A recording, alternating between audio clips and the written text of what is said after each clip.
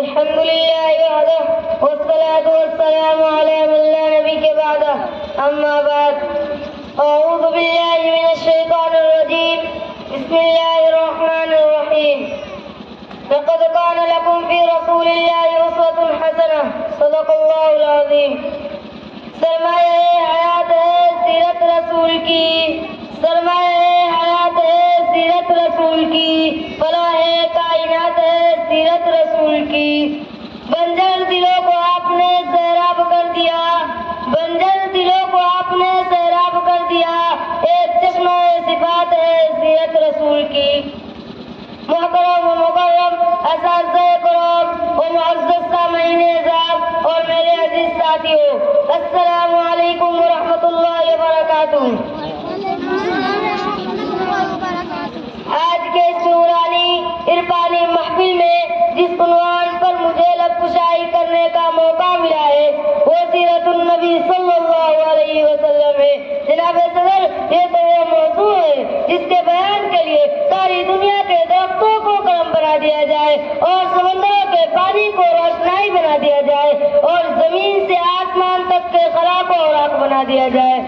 لیکن میرے بزرگوں اور نوجوانوں یہ تو گمان کیا جا سکتا ہے قلم تو ختم ہو جائیں گے قلم تو ختم ہو جائیں گے سمندروں کا پانی خشک ہو جائے گا اور زمین سے آسمان تک کا خلا پر ہو جائے گا، لیکن میرے نبی حضرت محمد مصطفیٰ صلی اللہ علیہ وسلم کا سیرت پاک مکمل نہیں ہو پائے گا۔ زندگیاں بیت گئی اور قلم ٹوٹ گئے زندگیاں بیت گئی اور قلم ٹوٹ گئے تیرے اوصاف کا ایک باب بھی پورا نہ ہوا۔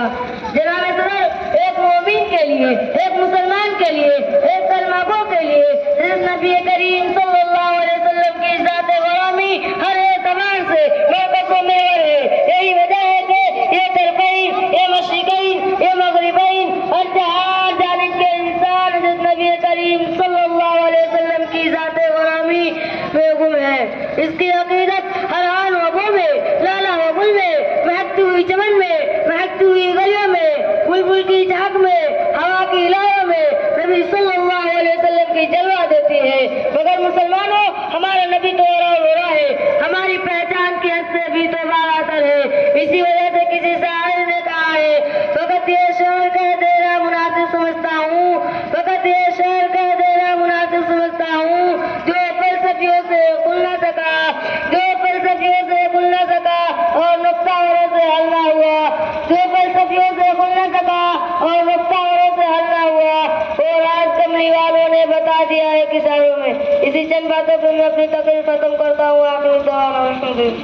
ماشاء اللہ ماشاء اللہ۔